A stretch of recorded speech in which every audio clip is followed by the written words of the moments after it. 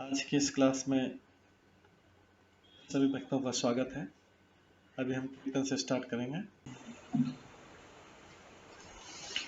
जय राधा माधव कुंज बिहारी, जय राधा माधव कुंज बिहारी, जय गोपीजन वल्लभ गिरिवर धारी, जय गोपीजन वल्लभ गिरिवर धारी, यशोदानंदन व्रज जनरंजन, यशोदानंदन व्रज जनरंजन, यमुना तीरावनचारी,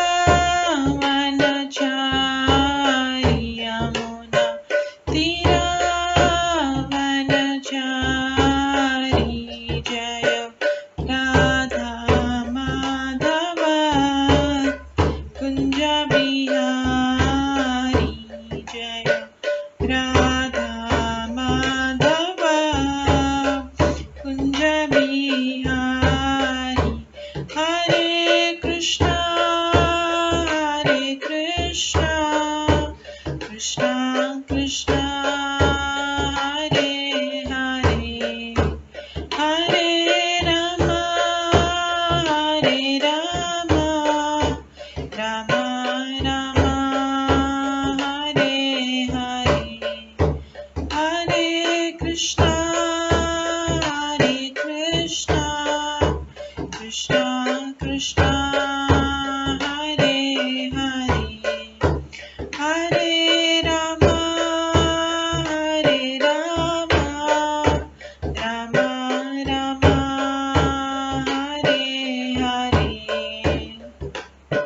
हरे कृष्णा कृष्णा कृष्णा हरे हरे, हरे राम राम राम हरे हरे, हरे कृष्णा कृष्णा कृष्णा हरे हरे, हरे राम राम राम हरे हरे, हरे कृष्णा कृष्णा कृष्णा हरे हरे, हरे राम राम राम हरे हरे, हरे कृष्णा कृष्णा कृष्णा हरे हरे, हरे राम राम राम हरे हरे, हरे कृष्णा कृष्णा कृष्णा हरे हरे, हरे राम राम राम हरे हरे, जय राधा माधव राधे, जय राधा गोविंद राधे, जय गौरनिताय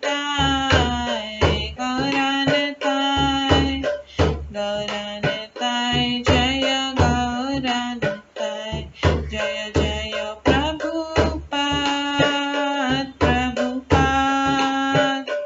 प्रभुपाद जय जय प्रभुपाद, जय जय गुरुदेव जय जय गुरुदेव, नित्य गौर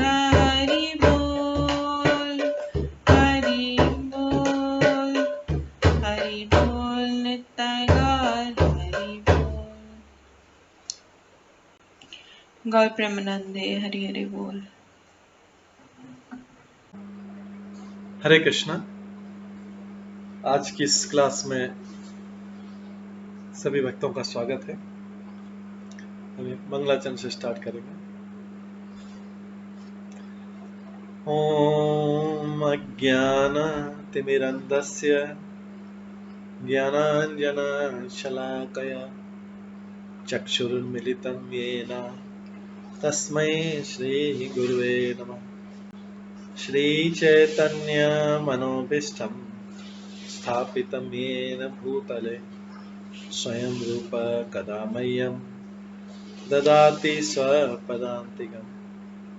वन्देऽहं श्रीगुरो श्रीयुतपदकमलं श्रीगुरुं वैष्णवांश्च श्रीरूपं साग्रजातं सहगण रघुनाथान्वितं तं सजीवं साद्वैतं सावधूतं परिजनसहितं कृष्णचैतन्यदेवं श्रीराधाकृष्णपादान् सहगण ललिता श्रीविशाखान्वितांश्च नमो विष्णुपदाय कृष्णपृष्ठाय भूतले श्रीमते भक्तिवेदान्त स्वामिन्निति नामिने।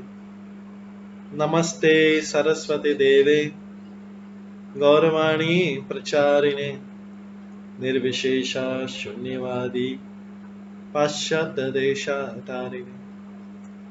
वाञ्छाकल्पतरुभ्यश्च कृपा सिन्धुभ्येव च पतितानां पावनेभ्यो वैष्णवेभ्यो नमो नमः। जय श्री कृष्ण चैतन्य प्रभु नित्यानंद श्री अद्वैत गदाधर शिवासादि गौर भक्तवृंद। हरे कृष्णा कृष्णा कृष्णा हरे हरे, हरे राम राम राम हरे हरे। ओम नमो भगवते वासुदेवाय। ओम नमो भगवते वासुदेवाय। ओम नमो भगवते वासुदेवाय। नारायणं नमस्कृत्य नरं चैव नरोत्तमं देवीं सरस्वतीं व्यासं ततो जयमुदीरये। नष्टप्रायेषु भद्रेषु नित्यं भागवत सेवया भगवते उत्तम श्लोके भक्तिर्भवति नैष्ठिकी।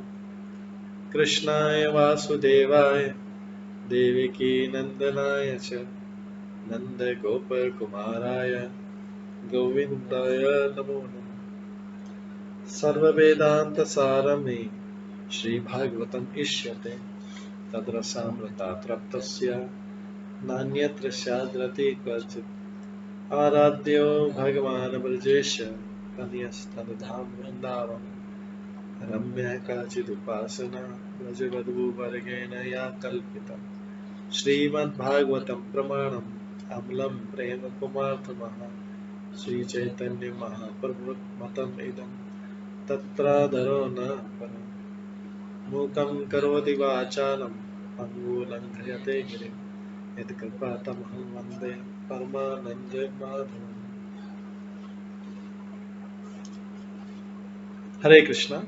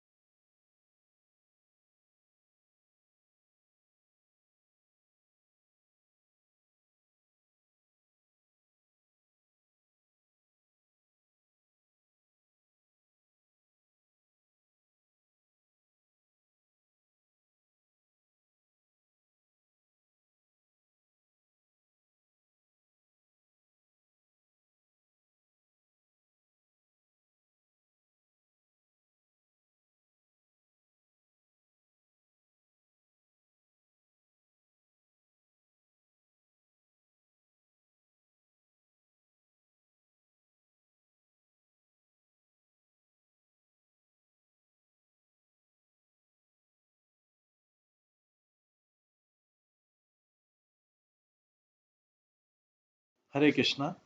आज की इस क्लास में सभी भक्तों का स्वागत है। कल हम श्रवण कर रहे थे श्रीमद् भागवतम के तीसरे स्कंद के 22वें अध्याय से,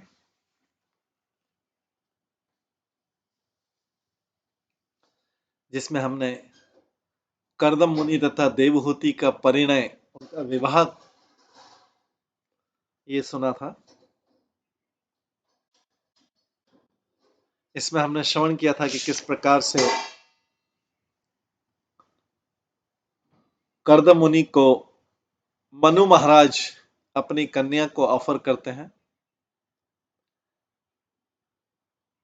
हालांकि बाहरी रूप से लगता है कि कर्दम मुनि तो इसके योग्य कुछ नहीं, उनके पास पहनने के लिए कपड़े नहीं थे, रहने के लिए स्थान नहीं था, खाने के लिए कंदमूल फल थे वन में, सरोवर का पानी सीधे पीते थे। फिर भी उन्होंने उस कन्या को स्वीकार किया मनु महाराज के आग्रह पर। ये सब भगवान के अरेंजमेंट से हो रहा था।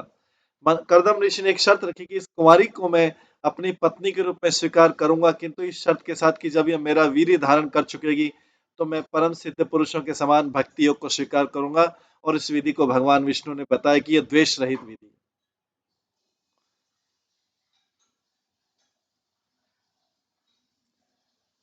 तो कर्दम मुनि ने सम्राट स्वयंभू से अत्यंत सुंदर पत्नी के लिए अपनी इच्छा व्यक्त की थी और उन्होंने वो मिली थी।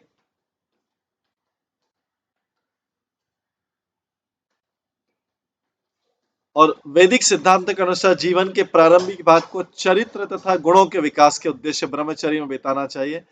जीवन के बाद वाले भाग में विवाह करके संतान उत्पन्न कर सकता है, किंतु मनुष्य को चाहिए कि कुत्ते बिल्लियों की भांति संतान उत्पन्न न करे।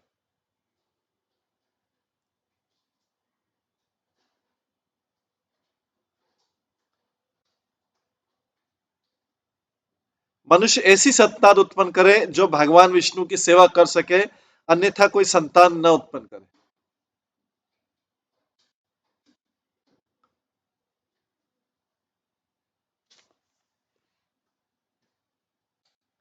बड़े बड़े गृहस्थ भगवान से प्रार्थना करते हैं कि वे अपना प्रतिनिधि भेजें, जिससे मानव समाज में एक कल्याणकारी अभियान चले। अत्यंत प्रबुद्ध जो इंटेलिजेंट माता पिता होते हैं अपनी संतान को कृष्ण भक्ति की शिक्षा देते हैं, जिससे इस दुखमय संसार में उसका फिर से आना न पड़े। ये बच्चे का वास्तविक कल्याण है। वो माता पिता वेल विशर हैं जो इस चीज का ध्यान रखते हैं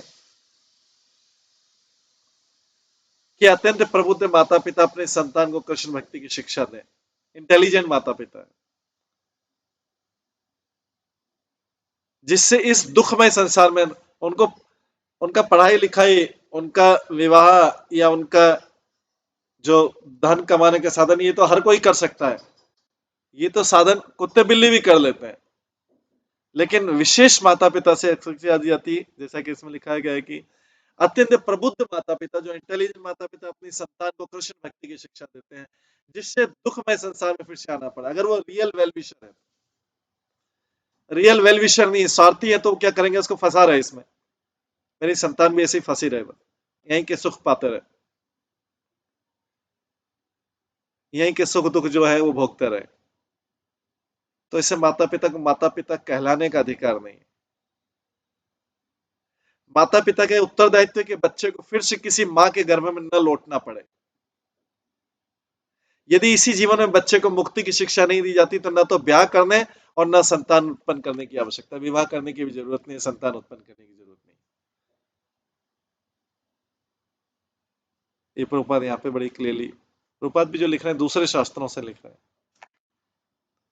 यदि मानव समाज में सामाजिक व्यवस्था को भंग करने के लिए कुत्ते बिल्लियों की तरह संतान उत्पन्न की जाए जो केवल खाना कमाना जानते हैं, तो ये संसार नरक बन जाएगा, जैसा कलयुग में हो रहा है, और सारे लोग दुख पाएंगे। तो अगर कोई ऐसी संतान उत्पन्न करे जिससे सारा समाज, परिवार, समाज और देश दुख पाए, तो वो सारे पापों को तो लेना पड़ेगा माता पिता को।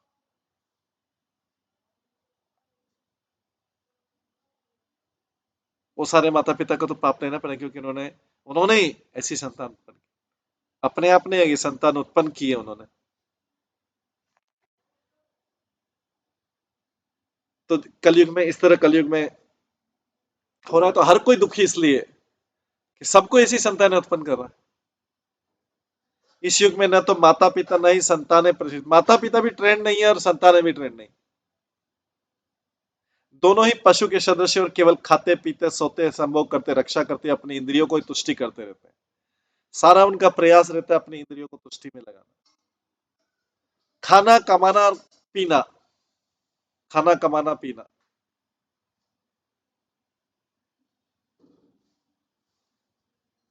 केवल खाते सोते संभोग करते रक्षा करते अपनी इंद्रियों को तुष्टि देते रहते हैं। उनको बताया ही गया कि ये करना है। सामाजिक जीवन की इस अवस्था से मानव समाज में शांति नहीं लाई जा, कोई भी शांत नहीं रहेगा, सब कोई डिस्टर्ब रहेगा। करदम मुनि ने पहले ही बता दिया था कि देवहूति के साथ वे आजीवन नहीं रह पाएंगे, वो संतान उत्पन्न करने के बाद चले जाएंगे। वे इसके साथ जब तक रहेंगे जब तक कोई संतान उत्पन्न नहीं हो जाती। दूसरे शब्दों में विषयी जीवन का सदुपयोग उत्तम संतान उत्पन्न करने में करना चाहिए। तो कोई शायद संभोग कर सकता है, लेकिन उत्तम संतान उत्पन्न करने के लिए, अन्य किसी कार्य के लिए नहीं। मनुष्य जीवन भगवान की पूर्ण भक्ति के लिए मिला, यही भगवान चैतन्य का दर्शन है। और उत्तम संतान उत्पन्न करने के बाद मनुष्य को संन्यास ग्रहण करना चाहिए और सिद्धि की परमहंस अवस्था प्राप्त करनी चाहिए। केवल संन्यास लेना भी सिद्धि नहीं, सिद्धि की परमहंस अवस्था, टॉप मोस्ट अवस्था इसी जीवन में। परमहंस जीवन की सर्वोच्च सिद्धि की अवस्था है। संन्यास जीवन में भी 4 अवस्थाएं होती है, जिसमें परमहंस अवस्था सर्वोच्च अवस्था है। श्रीमद् भागवतम को परमहंस संहिता कहते हैं, जो उच्च श्रेणी के मनुष्यों के हेतु ग्रंथ है। ये ग्रंथ जो है उच्च श्रेणी के मनुष्यों के लिए, बाकी दूसरे भी ग्रंथ है, दूसरे छोटे छोटे शास्त्र हैं, ऐसा करो, ऐसा नियम करो, ऐसा करो, वैसा करो, लेकिन ये जो है ये परमहंस है। परमहंस देश मुक्त होता है। अन्य अवस्थाओं में यहाँ तक कि ग्रस्त जीवन में भी स्वार्थ और द्वेष पाया जाता है। ग्रस्त जीवन पूरा ही स्वार्थ देश के लिए, इसमें खाना कमाना और अपने हितों की रक्षा करना है।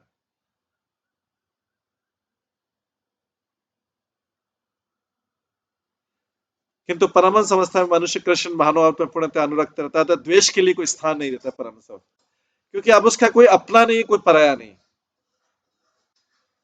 सारा ईर्ष्या द्वेष और ये सब पार्शियलिटी होता है अपने और पराये के। लेकिन परमहंस अवस्था में द्वेष का कोई स्थान नहीं, क्योंकि उसका ना तो कोई अपना है ना पराया,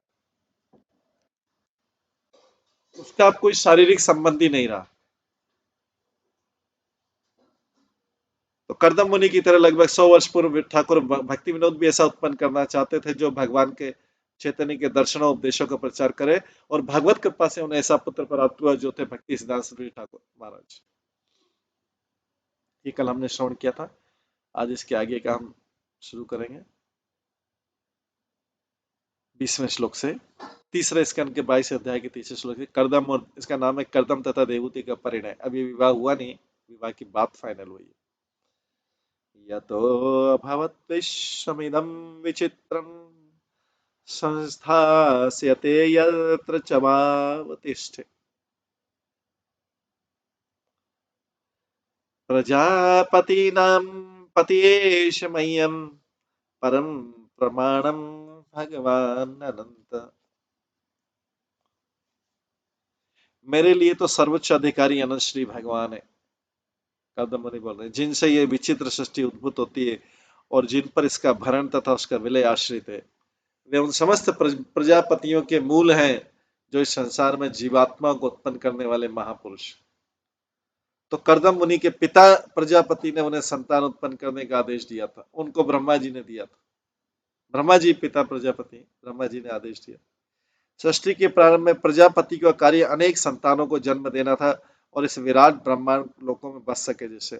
किंतु करदम मुनि ने कहा कि यद्यपि मेरे पिता प्रजापति कि जिन्होंने मुझे संतान उत्पन्न करने का आदेश दिया है, किंतु वास्तव में उनकी मूल पूर्ण तो भगवान विष्णु ही है, क्योंकि भगवान विष्णु ही सबों के मूल है। वे इस ब्रह्मांड के असली सृजन करता है, वे इसके पालक है, और जब प्रत्येक वस्तु विनष्ट हो जाती तो उन्हीं पर आश्रित रहता है। तो श्रीमद् भागवतम का यही निष्कर्ष है कि सृष्टि पालन तथा संहार के 3 देवता ब्रह्मा विष्णु तथा महेश है, किंतु ब्रह्मा तथा महेश्वर तो विष्णु के गुणात्मक अंश हैं। विष्णु मध्यवर्ती स्वरूप है, फलतः वे पालन का भार ग्रहण करते हैं। उनके अतिरिक्त अन्य कोई समस्त सृष्टि का पालन नहीं कर सकता। जीव असंख्य और उनकी आवश्यकताएं भी अनंत है। विष्णु के अतिरिक्त अन्य असंख्य जीवों की अनंत आवश्यकता को कोई अन्य पूरा नहीं कर सकता। ब्रह्मा को सृष्टि करने में तथा शिव को संहार करने का आदेश दिया गया है। बीच का कार्य जो पालन का है वो विष्णु के जिम्मे है। करदम मुनि अपने प्रगतिशील आत्मजीवन के कारण भली भांति जान रहे थे कि श्री भगवान विष्णु एकमात्र पूज्य विग्रह है। जो कुछ विष्णु चाहते हैं वही करना चाहिए, वही करनी है, वही करने योग्य जो विष्णु चाहते हैं। फैक्ट्री का अगर कोई एम्प्लॉय है तो उसको क्या करना पड़ेगा, जो मालिक चाहता है, क्योंकि उसी को तो प्रॉफिट करना, उसी को तो बिजनेस करना, उसी के लिए तो काम कर रहा है, तभी तो उसको सैलरी मिल रही है। वो मालिक के विरुद्ध करेगा तो उसकी कंपनी में जरूरत क्या है, उसको निकाल दिया जाएगा। उसी प्रकार से संसार में अगर कोई विष्णु के लिए नहीं कार्य कर रहा है तो क्या करना चाहिए उसका संसार। अगर उसी उसी नियम को लगाया जाए कि इस संसार में फैक्ट्री में तो सब लोग काम करते हैं, कंपनी में काम करते हैं, तो कंपनी के मालिक जो आदेश देता है वही तो करना पड़ता है, यस सर करके वही तो करना पड़ता है। उसके विरुद्ध कोई कार्य नहीं कर सकता, तभी तो धन मिलता है और सब लोग धन लेके आते हैं उसको घर।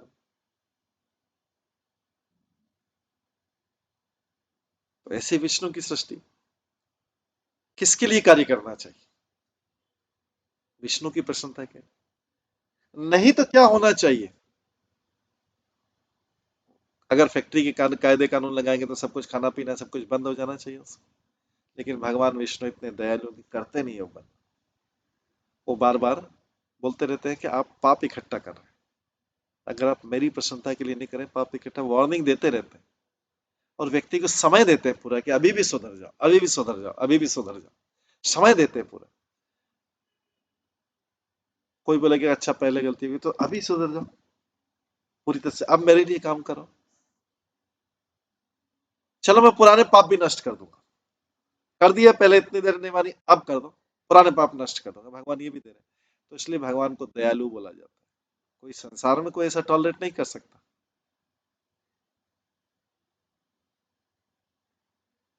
कि बिना कार्य करे कुछ मिल जाए।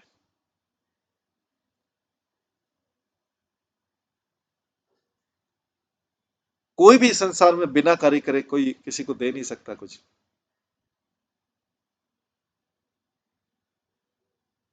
इवन भिखारी को भी जगह जगह कटोरा लेके घूमना पड़ता है और सबसे रिक्वेस्ट करनी पड़ती है, ये भी कार्य है। भिखारी को भी कटोरा मांग लेके घूमना पड़ता है। वो ये नहीं बोलेगा अरे इससे तो मेरी इंसल्ट होती है, मैं नहीं मान, तो फिर कहां से लाओगे। इंसल्ट भी नहीं होना चाहिए और भिक्षा भी नहीं, और मांगोगे भी नहीं, इंसल्ट भी नहीं होना चाहिए, धन भी चाहिए। भिखारी तो अपनी इंसल्ट करता है डेली। तो भगवान ने ऐसा कोई तरीका नहीं बना रखा है कि जिसमें व्यक्ति को बिना कार्य करे धन मिल जाए या बिना कार्य करे कुछ मिल जाए, सोते सोते, ड्रिंक करते करते या इंद्री भोग करते करते पे धन मिलता रहे। ऐसा कोई भगवान ने बनाया नहीं संसार।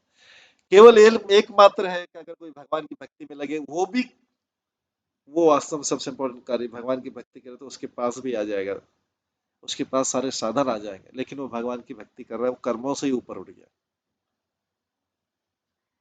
लेकिन इस संसार का कोई भी ऐसी चीज नहीं है, पशु कुत्ते को भी घूमना पड़ता है जगह जगह।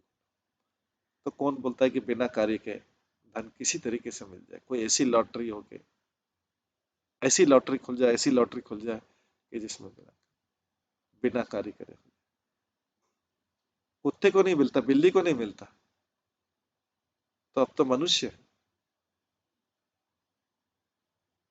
ये केवल स्वप्न में ऐसा हो सकता है, केवल मात्र ड्रीम में ऐसा हो सकता है कि बिना कुछ करे मिल जाए।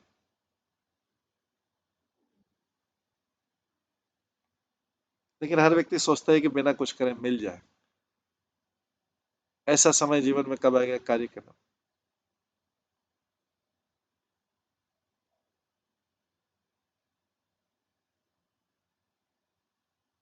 व्यक्ति कोई वृद्धावस्था में चला जाए, बेड रिटर्न हो, तो भी उसको मिल तो जाएगा, लेकिन फिर सब घर परिवार वाले सोचते हैं कब जाए ये, कब इसकी सेवा बंद हो। बहुत बर्डन है।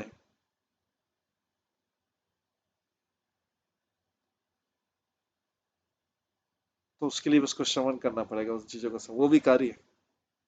जैसे भिखारी है, श्रवण सुनता है ना सबका, कोई दुत्कारता है, कोई कुछ करता है, कोई देता है, ये करता है, बस जगह जगह कटोरा मांग के तो घूमना पड़ता है।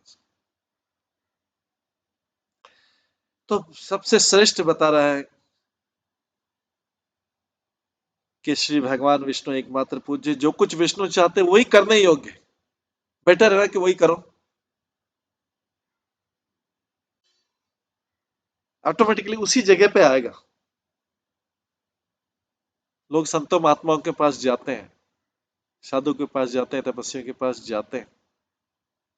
ये तो संत महात्मा तो विचरण तो इसलिए करते हैं सब कर्म के प्रचार करने के लिए, नहीं तो खाने पीने का तो अरेंजमेंट तो वहीं जहां बैठे वहीं हो जाएगा। कहीं घूमने की जरूरत नहीं है संतो महात्मा को भी, लेकिन वो इसलिए घूमते हैं कि प्रचार करने के लिए। लेकिन जो जहां बैठा उसको वहीं के वहीं सारी चीज मिलेगी, अगर कोई भगवान विष्णु के लिए कार्य करे। ये तो सारे शास्त्र गारंटी देते हैं। अजगर तो एक जगह बैठा रहता है, बस थोड़ा सा नीचे उतरता है और आसपास। तो जब पशु को भी ऐसा कर सकते हैं, तो भगवान मनुष्य तो जो सेवा कर रहा है उनकी, जो उनका नाम ले रहा है, उसको क्यों नहीं करेंगे? कोई कोई तो कारण हो कि नहीं करेंगे उसके लिए। एक ही कारण हो सकता है कि मनुष्य का भगवान के ऊपर विश्वास नहीं है, श्रद्धा नहीं, न ऐसी ट्रेनिंग देगी।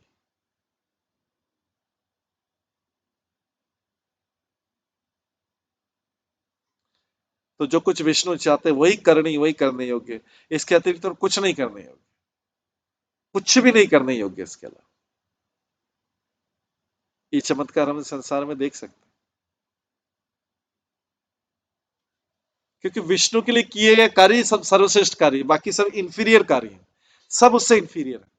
तो जो इस कार्य को छोड़ के दूसरे कार्यों में लिप्त है, वो तो पशु के समान हुआ।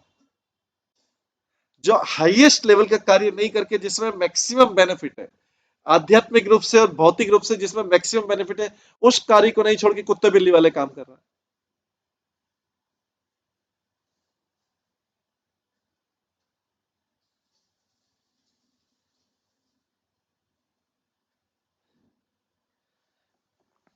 तो कर्दम मुनि अनेक संतानें उत्पन्न करने के लिए उद्यत नहीं थे। अनेक संतानें, वे तो ऐसी संतान उत्पन्न करना चाहते थे, देखिए बहुत सेलेक्टिव संतान उत्पन्न करना।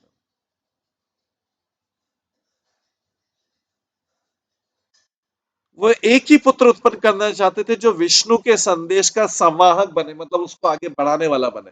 एक ही पुत्र चाहते थे जो उसको आगे प्रोपेगेट करे। तो उससे पहले 9 कन्याएं हुई, उससे पहले उन्होंने 9 कन्या उत्पन्न की और लास्ट में एक पुत्र उत्पन्न किया। लेकिन उसका पुत्र का उद्देश्य था एक पुत्र उत्पन्न जो विष्णु के संदेश को आगे बढ़ाए। ये वेरी क्लियर पर्पस, इसलिए संतान उत्पन्न करें, बिल्कुल फोकस। 9 कन्याएं तो कन्या को तो विवाह हो जाएगा दूसरी जगह, तो उनके ऊपर कोई नियंत्रण नहीं है। कर्दम मुनि का कन्याओं के ऊपर कोई नियंत्रण नहीं, वो तो जिस जगह जाएंगी वहां उनका नियंत्रण होगा।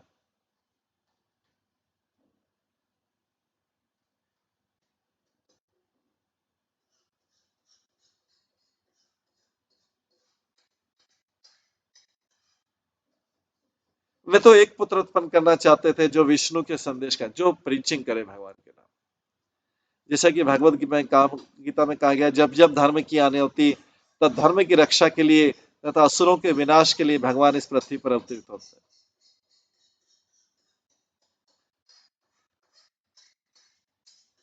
तो इसमें एक बहुत इंपॉर्टेंट चीज आई, विवाह करके संतान उत्पन्न करने से मनुष्य जिस परिवार में उत्पन्न होता है उसके ऋण भार से मुक्त हो जाता है। तो यहाँ पे संतान उत्पन्न करने का उद्देश्य वो कुत्ते बिल्ली वाली संतान नहीं, कुत्ते बिल्ली वाली संतान नहीं। संतान इसलिए उत्पन्न कर जाती है कि उस परिवार के जैसे वो उत्पन्न हुआ, उसको किसी ने उत्पन्न किया, उसको किसी ने उत्पन्न किया, उसका किसी ने लालन पालन किया, पालन पोषण किया, वो भी ऐसी संतान उत्पन्न करके उसको भगवत धाम करे तो वो उस ऋण से, पारिवारिक ऋण से मुक्त हो गया, खत्म। तो विवाह करके संतान उत्पन्न करने से मनुष्य जिस परिवार में उत्पन्न हुआ उसके ऋण भार से मुक्त हो गया। लेकिन यहाँ विशेष रूप से कहा गया है कि वो संतान उत्पन्न करना जो विष्णु की भक्ति करता, नहीं तो वो संतान माता पिता को भी नरक, अपने साथ नरक में खींच के ले जाएगा, और माता पिता भी जाने योग्य है, ऐसे नरक में जाने योग्य है।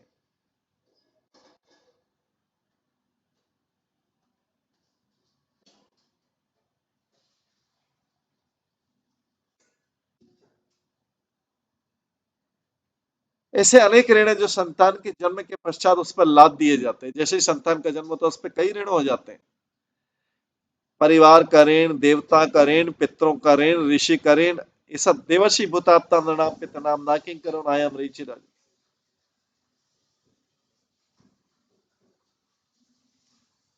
ऋण तो इस लिमिट तक हो जाता है कि जो धाय है, जो नर्स है, जिसने बच्चे को जन्म देने में सहायता की, उसका भी ऋण है।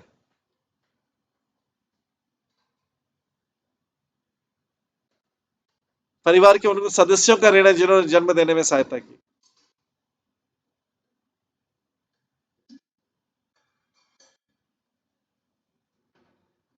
तो ये सारे ऋण तो चुकाने पड़ते हैं। किंतु यदि कोई श्री भगवान की सेवा में अपने को अनुरक्त रखता है तो अन्य ऋणों को चुकाए बिना वह समस्त ऋणों से मुक्त हो सकता है। कंडीशन यही कि अगर वो भक्ति में विष्णु की सेवा कर रहा है तो बाकी ऋण चुकाने की जरूरत नहीं, लेकिन अगर विष्णु की सेवा नहीं कर रहा है तो उसको सारे ऋण चुकाने पड़ेंगे।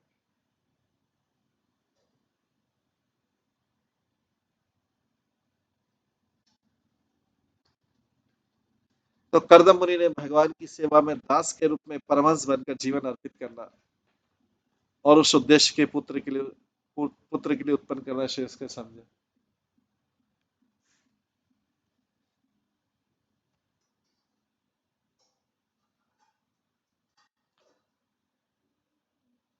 तो ऐसे अनेक ऋण है जो संतान के जन्म के पश्चात उस पर ला दिए, सारे ऋणों को चुकाना पड़ता है।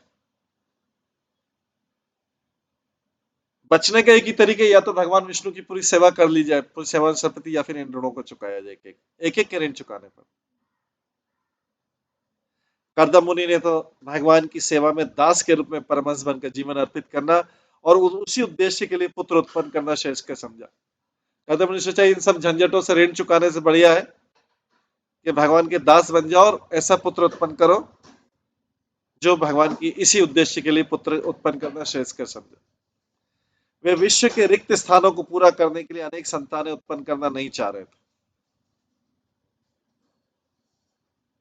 वे विश्व के रिक्त स्थानों को पूरा करने के लिए अनेक संतानें उत्पन्न करना नहीं चाह रहे थे।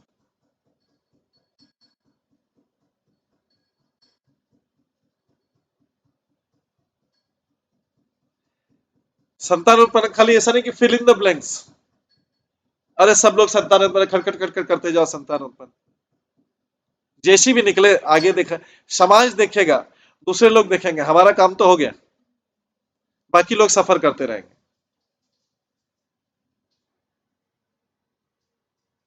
तो वो जो सफरिंग देगी संतान, जो कष्ट देगी सबको, वो कष्ट भी तो हमारे अकाउंट में आएगा। उत्पन्न तो हम ही ने किया।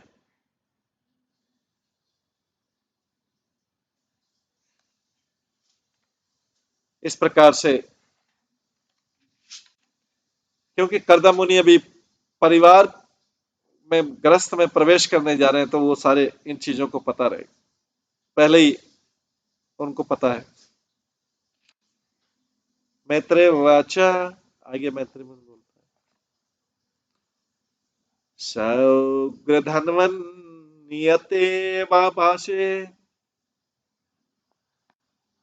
आसे चतृष्णिम अरविंद नाभम धियापग्रहण स्मित शोभितेन मुखेन चेतलुलुभय देवहूत्या। मैत्रेय ने कहा, योद्धा विदुर, करदम मुनि ने केवल इतना ही कहा और कमलनाभ पूज्य भगवान विष्णु का चिंतन करते हुए मौन हो गए। वे उसी मौन में हंस पड़े जिससे उनके मुखमंडल पर देवहूति आकृष्ट हो गई और मुनि का ध्यान करने लगे। इस अवस्था में उनकी इस वृद्धावस्था जैसी लग रही अवस्था, तपस्या, दाढ़ी बड़ी हुई, कपड़े कपड़े, इसमें भी देवहूति उनकी तरफ आकृष्ट हो गई और मुनि का ध्यान करने लगी।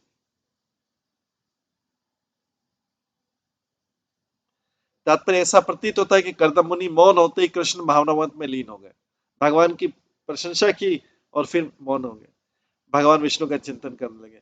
कृष्ण भावनावंत की भक्ति की विधि यही है। शुद्ध भक्त कृष्ण के चिंतन में इतने लीन हो जाते हैं कि दूसरा कोई कार्य नहीं रह जाता उनके पास।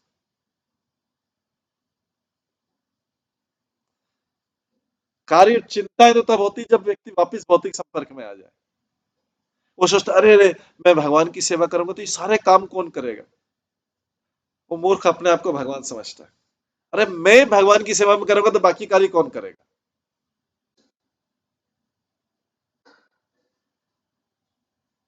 उस मूर्ख को ये पता नहीं कि हो सकता है कि अगर कोई व्यक्ति भगवान की सेवा में लीन रहे तो भूख प्यास ही नहीं लगे, तो वो उसकी आवश्यकताएं कम हो जाए। ये भी संभव है ना कि उसके कार्य वैसे ही कम हो जाए।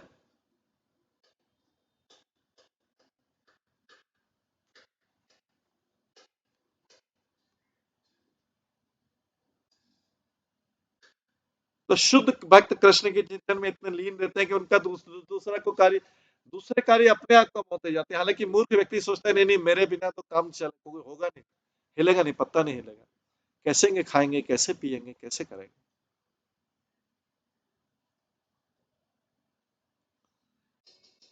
किंतु वे मन में कृष्ण अंदर कृष्ण का चिंतन करते हैं। ऐसे कृष्ण भक्त की हंसी इतनी आकर्षक होती है कि वे अपनी हंसी से न जाने कितने प्रशंसकों, शिष्यों तथा अनुयायियों को हृदय जीत लेते हैं।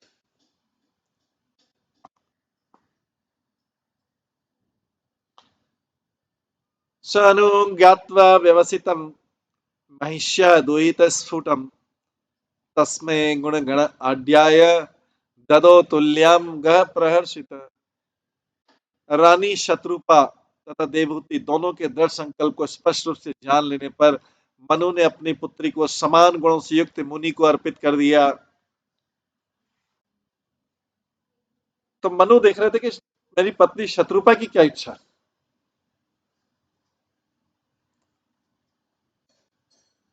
लेकिन शत्रुपा की भी वही इच्छा थी जो मनु की थी कि कन्या को कर्दम ऋषि पे अर्पित कर दिया जाए। इससे बड़ा डिफिकल्ट डिसीजन कैसे हो सकता है कि एक ऐसे व्यक्ति को किया जा रहा है जिसके पास रहने के लिए नहीं, खाने के लिए, पहनने के लिए नहीं,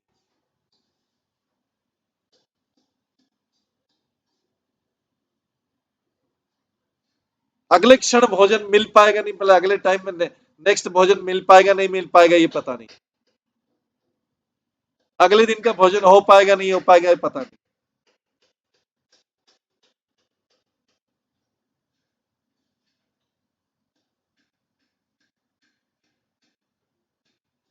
ये जो है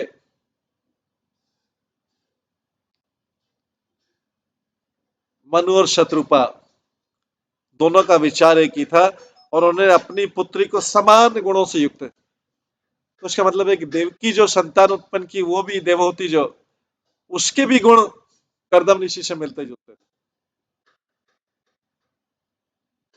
तभी तो कर्दम ऋषि की तरफ आकर्षित हो गई राजकुमारी। इसका मतलब उसने, वो कन्या कितनी बड़ी विद्वान होगी कि उसने भौतिक रूप से कुछ भी नहीं देखा, न गवर्नमेंट जॉब देखा, न धन देखा, न मकान देखा, न कुछ जो या धन मकान रिश्तेदार संबंधी, और स्वयं राजकुमारी थी। ठीक है, कोई गरीब कन्या नहीं देखे तो ठीक है कि वो भी गरीब है वो भी गरीब है, तो हो सकता है इग्नोर कर दे कि भाई हम भी गरीब हैं, लेकिन उसने तो राजकुमारी थी वो,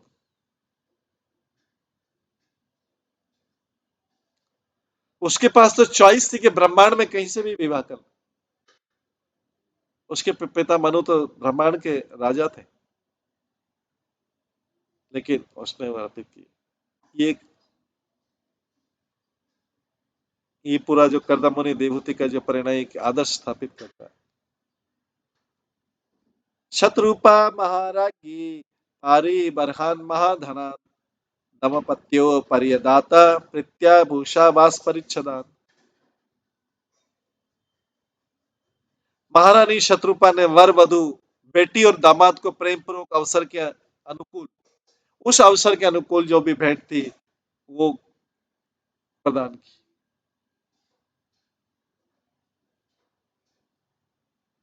तो डेफिनेटली कर्दम ऋषि को ऐसी चीज दी होगी कि जो उस समय के लिए अनुकूल हो।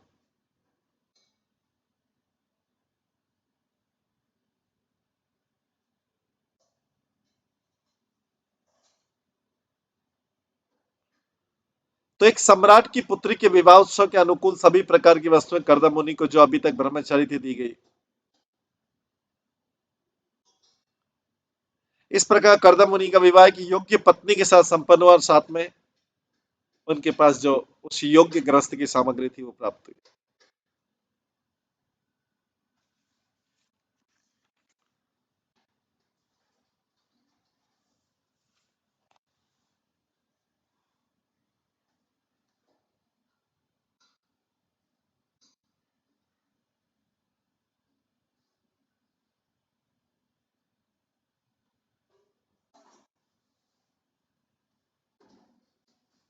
और जहां पिता अत्यंत निर्धन होते हैं वहां पे ये फल फूली देने का विधान।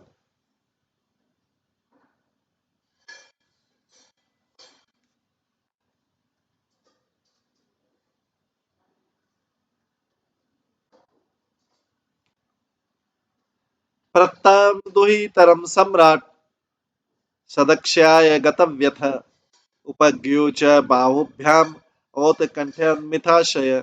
इस प्रकार अपनी पुत्री को योग्य वर को प्रदान करके अपनी जिम्मेदारी से मुक्त होकर। तो यहाँ पे बोला गया मनु अपनी पुत्री को योग्य वर को प्रदान करके अपनी जिम्मेदारी से मुक्त होकर स्वयं मनु का मन वियोग के कारण विचलित उठा और उन्होंने अपनी पुत्री को बाहों में भरा। तो पिता जब तक अपनी वयस्क पुत्री को किसी उपयुक्त वर को अर्पित नहीं कर देता तब तक वो चिंताग्रस्त रहता है, जब तक उपयुक्त वर नहीं मिल जाए। माता तथा पिता जब तक अपनी संतानों का विवाह नहीं कर लेते तब तक उनके ऊपर जिम्मेदारी रहती है, और जब पिता अपना कर्तव्य निभा लेता है तो अपनी जिम्मेदारी से मुक्त हो जाता है।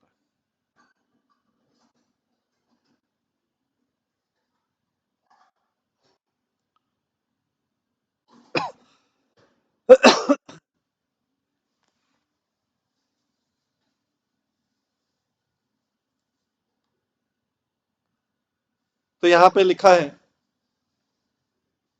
कि जब वो विवाह हो गया तो अपनी जिम्मेदारी से मुक्त हो गया। आधुनिक जो भौतिक युग है, क्योंकि सबके पास धन इतना ज्यादा है कि वो पुत्र या पुत्री की पुत्री, पुत्री की पुत्री उसके आगे भी जिम्मेदारी ले लेते हैं, क्योंकि उनके पास धन बहुत है, बहुत एक्सेस है, और भगवान विष्णु में उनका मन लगता नहीं।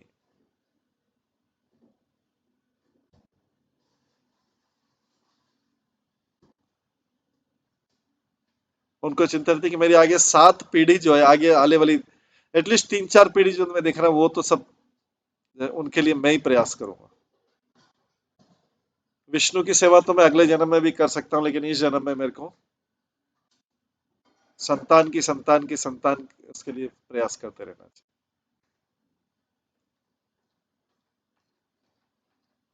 आगे अगला अशक्नु अशक्नुवन तथा विरहम मुंचन वाष्प कलाम मोह आसी चत अम्ब बच्चैति नेत्र उदय दुहिता शिखा। सम्राट अपनी पुत्री के वियोग को न सह सके अतः उनके नेत्रों से बार बार अश्रु झरने लगे और उनकी पुत्री का सिर भीग गया, वे विलख पड़े।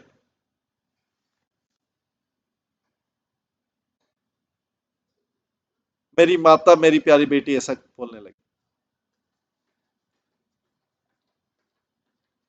विरह भाव इसलिए उत्पन्न होता है क्योंकि जब तक कन्या का विवाह नहीं होता वो अपने पिता के घर में रहती है, किंतु जो इसकी विवाह हो जाता है वो परिवार की कन्या नहीं रह जाती। क्योंकि उसकी लॉयल्टी सारा, उसको उसकी वफादारी जिस परिवार में जा रही है उस परिवार के प्रति होनी चाहिए।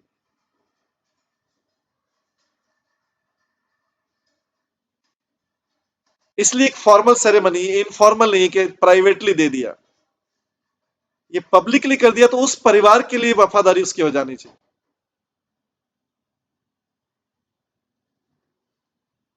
अगर वो फिर भी अपने पिछले वाले परिवार की सारी जिम्मेदारियां ले रही, तो इसका मतलब जिस घर में विवाह हो उसके प्रति उसकी वफादारी नहीं है,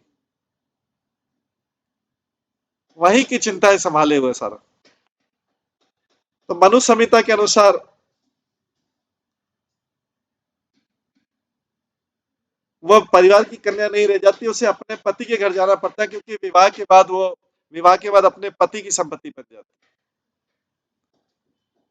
लेकिन आधुनिक युग में, कलयुग में विवाह ज्यादातर इसलिए बिखर रहे हैं कि अभी दोनों नावों में पैर रखा रहता है।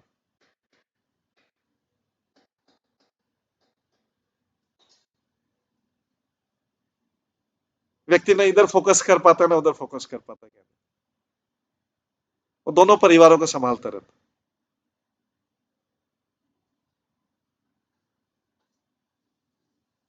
तो मनु संहिता के अनुसार विवाह के बाद वो अपने पति की संपत्ति बन जाती। मनु संहिता के अनुसार स्त्री कदापि स्वतंत्र नहीं रहती, जब तक विवाह नहीं होता पिता की संपत्ति है, और जब तक उसके बाल बच्चे बड़े नहीं होते, वो स्वयं सयानी नहीं हो जाती, तब तक पति की संपत्ति।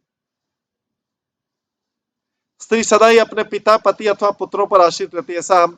ऐसा हमें देवहूति के जीवन में आगे देखने को मिलेगा। देवहूति के पिता ने अपना उत्तरदायित्व उसके पति कर्दम मुनि को सौंप दिया, कर्दम मुनि अपने पुत्र कपिल देव को सौंपकर ग्रह त्याग करके चले गए। ये एक आदर्श सिस्टम बताया जा रहा है। इन घटनाओं का वर्णन अपने कथनों में एक एक करके किया जाएगा। आगे 26 श्लोक में आता है, आमंत्रिय तम मुनिवरम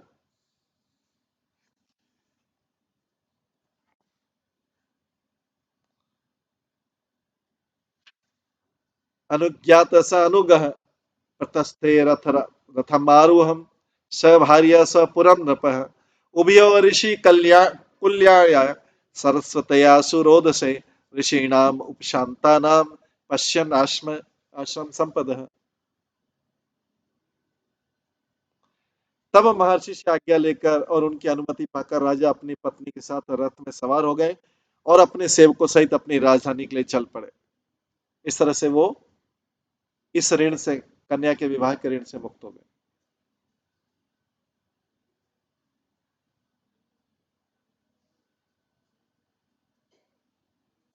अब जो है देवहूति कर्दम ऋषि की संपत्ति में।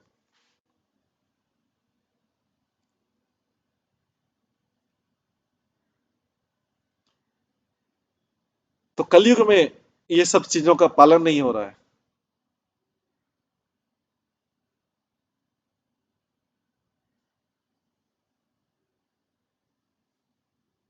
और इसके कारण जो है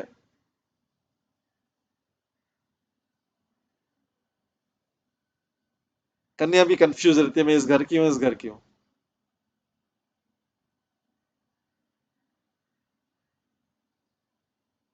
वो दोनों तरफ की चिंताएं लेती रहती है और इस तरीके से दो दो घर का पालन कर।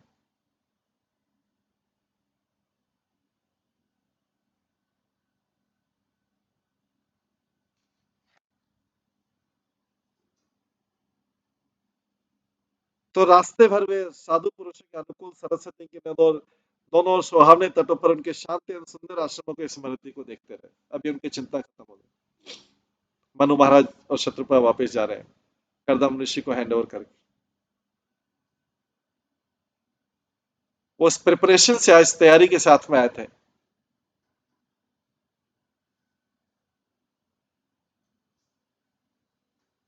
तात्पर्य आधुनिक युग में जिस प्रकार बड़ी बड़ी इंजीनियर और वास्तुकला के कौशल से नगरों का निर्माण किया जाता है, उसी प्रकार में प्राचीन काल में ऋषिकुल होते थे, वहां जहां साधु सदस्य व्यक्ति रहा करते थे।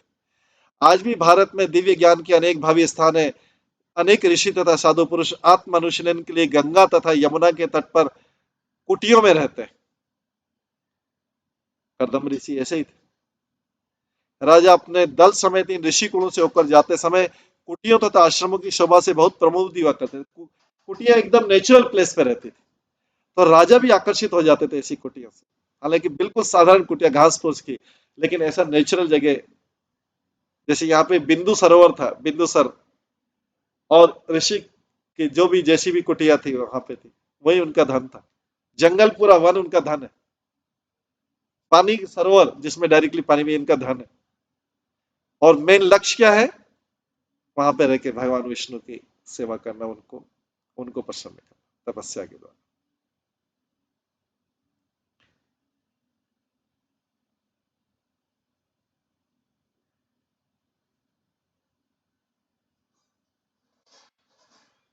राजा अपने दल समेत इन ऋषि कुलों में होकर जाते समय कुटियों तथा आश्रमों की शोभा से बहुत प्रमोदित हुआ करते थे। यहाँ पर पश्चिम आश्रम संपत्ति कहा गया। ऋषियों के पास उच्च प्रासाद न थे, कि प्रासाद मतलब महल। ऋषियों के पास उच्च प्रासाद नहीं थे, किंतु उनके आश्रम इतने सुंदर थे कि राजा उन्हें देखकर अत्यंत प्रसन्न। बिल्कुल नेचुरल प्लेस, स्वाभाविक प्लेस।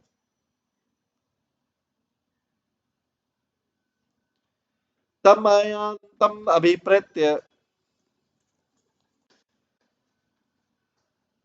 ब्रह्मा वर्तात प्रजापति गीता संस्कृति वादित्रे प्रत्युदीयो प्रहर्षिता।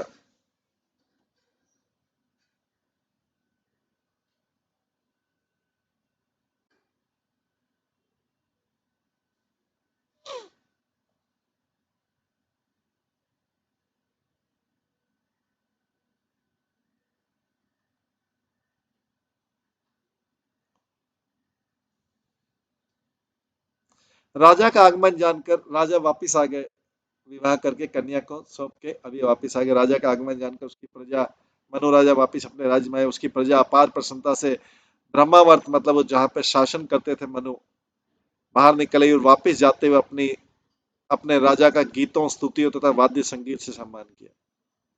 ये एक प्रथा है कि किसी राज्य की राजधानी के नागरिक यात्रा से लौटे और अपने राजा की अगवानी करते हैं। कुरुक्षेत्र युद्ध के पश्चात श्री कृष्ण के द्वारका लौटने पर भी ऐसे ही हुआ था। इस अवसर पर सभी वर्ग के नागरिकों ने नगर के प्रवेश द्वार पर उनका स्वागत किया। प्राचीन काल में राजा राजधानी प्राचीनों से घिरी रहती थी और प्रवेश के लिए विभिन्न द्वार होते थे। आज भी दिल्ली में अनेक प्राचीन द्वार हैं, कुछ अन्य प्राचीन नगरों में ऐसे द्वार हैं जहां नागरिक एकत्र होकर राजा का स्वागत करते थे। राजा कभी भी यात्रा से वापिस आता था। तो यहाँ पर भी ब्रह्मावर्त की राजधानी बहिष्मति के नागरिक सुंदर सुंदर वस्त्र धारण करके राजा स्वयंभू मनु का स्वागत अनेक प्रकार की सजावट करके वाद्य यंत्रों के द्वारा करने आए। मनु का भगवान जैसा स्वागत हो रहा था, जैसा भगवान द्वारका वापस लौट के आए थे जब हस्तिनापुर से। भगवान कैसा जितनी बार जाते थे हर बार स्वागत होता, वापिस आते थे तो स्वागत होता।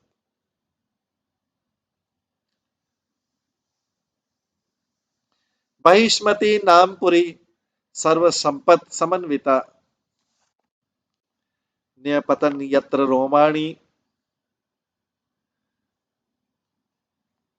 यज्ञस्य अंकम विधुन्वतः कुशाकाशातेव आसन कुशाकाशातेव आसन शश्वत हरित वर्चसः ऋषय ये पराभाव्य यज्ञ ज्ञान यज्ञम इजिरे।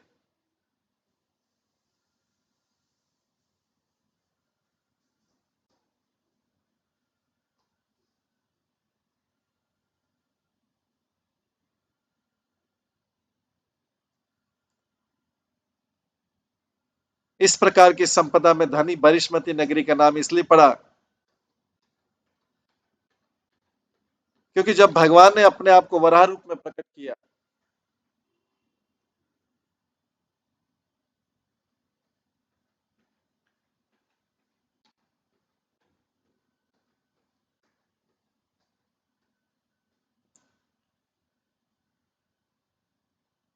तो इस प्रकार की संपदा में धनी बहिष्मती नगरी का नाम, इसका नाम बहिष्मती कैसे हुआ? इसलिए पड़ा क्योंकि जब भगवान ने अपने आप को वराह रूप में प्रकट किया, तो भगवान विष्णु का बाल उनके शरीर से नीचे गिर पड़ा था। भगवान ने जब अपना वराह प्रकट किया तो भगवान विष्णु का एक बाल जो था उनके शरीर से नीचे गिर पड़ा। जब उन्होंने अपना शरीर लिया तो बाल नीचे गिरा। वो सदैव हरे भरे रहने वाले उन कुष्ठ तथा कांस में बदल गया,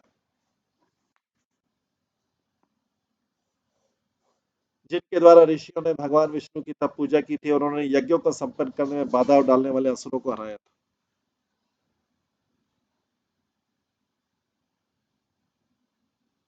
तो कुश कुश कहां से आया? कुश का आसन पवित्र क्यों माना जाता है?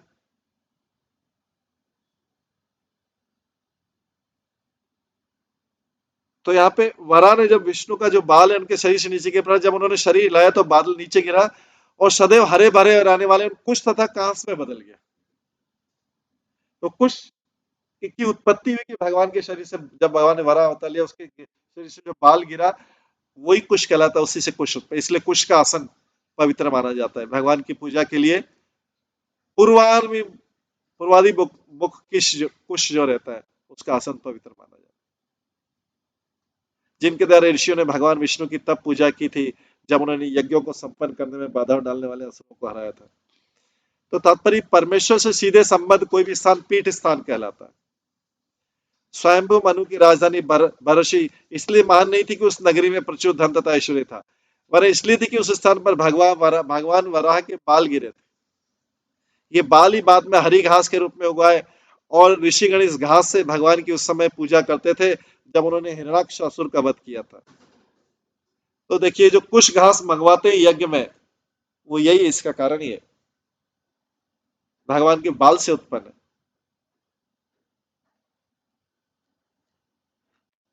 वराह के बाल से। तो यज्ञ का अर्थ है भगवान विष्णु। भगवत गीता में कर्म को यज्ञार्थ कहा गया। यज्ञार्थ कर्म का अर्थ विष्णु को प्रसन्न करने के लिए किया गया कार्य। यदि कोई कार्य इंद्र तृप्ति या अन्य उद्देश्य किया जाता है तो काम करने वाले पर बंधन होगा। यदि कोई कर्म बंधन से मुक्त होना चाहता है तो विष्णु या यज्ञ को प्रसन्न करने के लिए प्रत्येक कार्य करना चाहिए।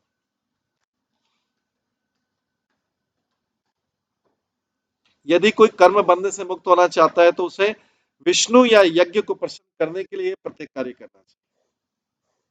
बड़ी क्लियरली बताया कि किसकी प्रसन्नता के लिए कार्य करना चाहिए।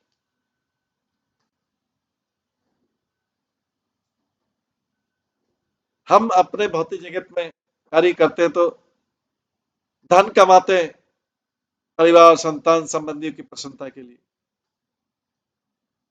और इंद्रिय तृप्ति के लिए, या कोई व्यक्ति गेस्ट का स्वागत इसलिए करता है सामान्य मित्र इंद्रिय तृप्ति के लिए। लेकिन यहाँ पे कहा गया कि सारा कार्य विष्णु यज्ञ को प्रसन्न करने के लिए प्रत्येक कार्य, कोई कार्य जरूरी नहीं किसी और को प्रसन्न किया जाए, विष्णु को प्रसन्न किया तो ऑटोमेटिकली सब लोग प्रसन्न हो जाए। ये सिद्धांत अपने भौतिक जीवन में भी देख सकते हैं, भौतिक जगत में भी। जब व्यक्ति प्रचार कार्य करता है तो सारे लोग अपने आप प्रसन्न हो जाते हैं कि अरे आप बहुत अच्छा प्रचार कार्य करें। सब लोग स्वागत करते हैं, धन्यवाद देते हैं, वेलकम करते हैं, सब कुछ करते हैं। केवल मात्र किस लिए करते हैं? हमें कोई क्वालिफिकेशन नहीं है। वो ऐसा नहीं करते कि हम कोई बहुत ऊंचे परिवार के, ऊंचे कुल के, हम ऊंचे, केवल मात्र सारा संसार प्रचारकों का किस लिए आदर करता है? ये बहुत कॉमन चीज है। चाहे कोई गरीब से गरीब व्यक्ति भी वो भी प्रचार करने लग जाए, उसको भी ऊंची सीढ़ी जाती है, उसको गार्लैंड पहनाया जाता है, उसका हरि बोल कहते हैं। एकदम निम्न परिवार से भी ये हम प्रत्यक्ष अपनी आंखों से देख सकते हैं। किस लिए? खाली क्योंकि वो विष्णु की सेवा कर रहा है, वो कृष्ण की सेवा कर रहा है। ये तो चमत्कार हम अपनी आंखों से देख सकते हैं। जरूरी नहीं कोई व्यक्ति कोई उच्च कुल का हो, कुछ भी कोई भी व्यक्ति प्रचार करेगा, उसका ऊंचा आसन ये है, उसका स्वागत होगा, ये होगा, उसका जन्मदिन, उसका विवाह सब मनाने लग जाएंगे लोग। वैसे अगर वो व्यक्ति सामान कोई उसको पूछेगा नहीं, सड़क पे जा रहा है, कोई उसको टाइम नहीं देगा मिलने का उस व्यक्ति को। लेकिन अगर वही विष्णु का भक्त बन जाए, उसको कोई टाइम नहीं देखेगा, कोई उसकी तरफ देखेगा नहीं, वही विष्णु का भक्त बन जाए तो सब जगह उसके फोटो सर्कुलेट हो जाएगा। कितना बड़ा चमत्कार है। फिर भी लोग, मूर्ख लोग इसको समझ नहीं पाते हैं कि विष्णु की सेवा करने से, केवल मात्र एक सेवा में लग जाने से, भगवान के नाम का प्रचार करने से, एकदम निम्न व्यक्ति भी, ऑटो रिक्शा चलाने वाला हो, स्वीपर हो, कोई भी हो, वो उसके सम्मान होने लगते, सब लोग उसको सुनने लगते, उसका सम्मान होने लगता, उसके गार्डन पर नहीं। इतना बड़ा चमत्कार।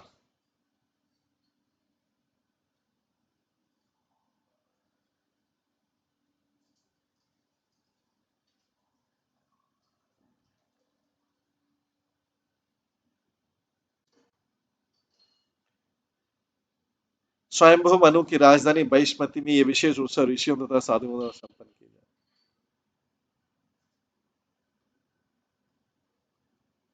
तो ये विष्णु की सेवा का ये हम अपनी आंखों से देखते हैं सामने,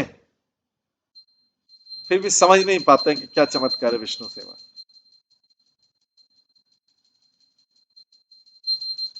विष्णु की सेवा में कौन प्रचारक, उसका जाति नहीं देखा जाता, उसका वंश नहीं देखा जाता, उसका घर नहीं देखा जाता, क्या क्वालिफिकेशन, उसको बोलना आता है आता नहीं आता, यही नहीं देखा जाता।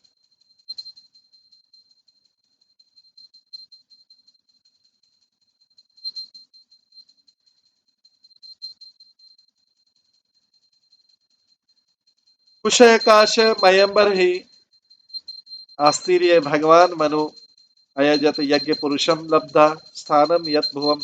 मनु ने कुश तथा कांस की बनी आसनी बिछाई। तो आसन भी अब कुश के आने, उसके बाद में आसन चलो, क्योंकि पवित्र, इसलिए कुश के आसन पे सभी पूजा अर्चना होता है। यज्ञ में भी कुश के आसन मंगवाए जाते हैं। मनु ने कुश तथा कांस की बनी आसनी बिछाई और श्री भगवान की अर्चना की, जिनकी कृपा से उन्हें पृथ्वी मंडल का राज्य प्राप्त हुआ था। भगवान को धन्यवाद है। मनु जो है मनुष्य जाति के पिता है, और मनु शब्द से ही मनुष्य बना है। जिनके पास प्रचुर संपत्ति और अच्छे पद पर है, उन्हें मनु से शिक्षा ग्रहण करनी चाहिए।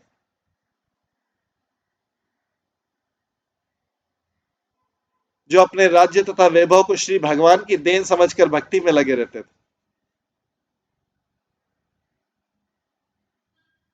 इस प्रकार मनु की संतान अर्थात मनुष्य को विशेषकर उच्च पद पर आसीन लोगों को समझना चाहिए कि समस्त ऐश्वर्य भगवान द्वारा प्रदत्त है। उन्हें इस ऐश्वर्य का सदुपयोग करना चाहिए भगवान को प्रसन्न करने में।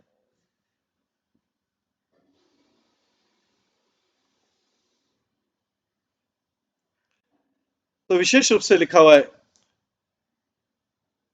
जिनके पास प्रचुर संपत्ति और अच्छे पद पर हैं, उन्हें मनु से शिक्षा ग्रहण करनी चाहिए कि मनु ने अपना राज्य वैभव को भगवान की देन समझकर, कि भगवान द्वारा गिफ्टेड है, सदैव भक्ति में तल्लीन रहता था, कि सारा धन संपत्ति तो भगवान का गिफ्ट है। इस प्रकार से मनु की संतान अर्थात मनुष्यों को जो विशेष रूप से उच्च पद पर आसीन है, समझना चाहिए कि समस्त ऐश्वर्य तो भगवान द्वारा प्रदत्त है।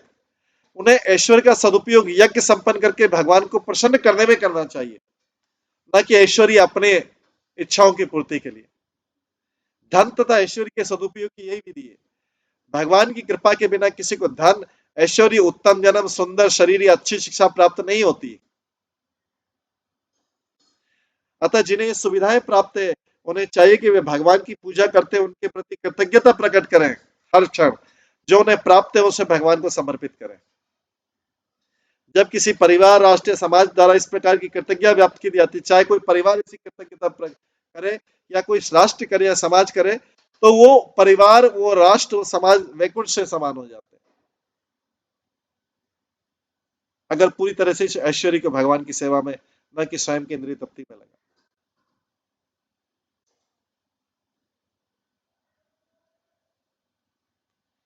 तो स्थान, वो परिवार वैकुंठ के समान हो जाता है, सारे ऐश्वर्य को जो लगा।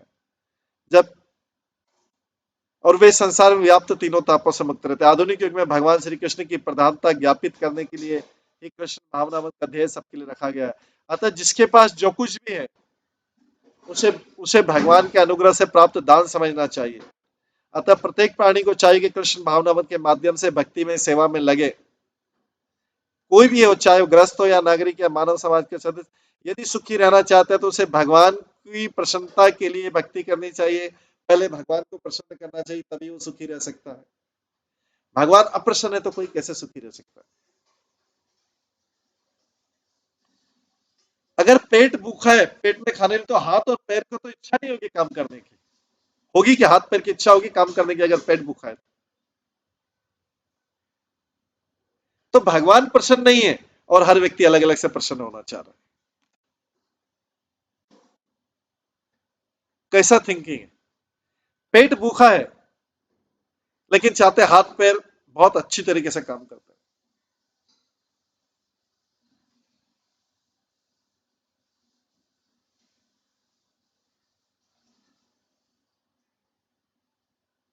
इस प्रकार से ये कर्दम मुनि जो है अभी सारा विचार कर रहे हैं। अपने विचारों को इस प्रकार से वो एक्सप्रेस कर। तो आज अभी समय हो गया, इसको हम यहीं पे विराम देते हैं और इसके आगे का जो है हम कर्दम मुनि और क्या बोल रहे हैं और क्या उपदेश है, सुखदेव गोस्वामी इसका कैसे वर्णन करें, हम कल की क्लास में श्रवण करें। हरे कृष्णा। सभी भक्तों का बहुत बहुत धन्यवाद। आज की क्लास को यहीं पे विराम देते हैं। हरे कृष्णा कृष्णा कृष्णा हरे हरे, हरे राम राम राम हरे हरे। श्री श्रीमद् भागवतम महापुराण की जय। श्री प्रभुपाद की जय। सभी भक्त गणों की जय। हरे कृष्ण।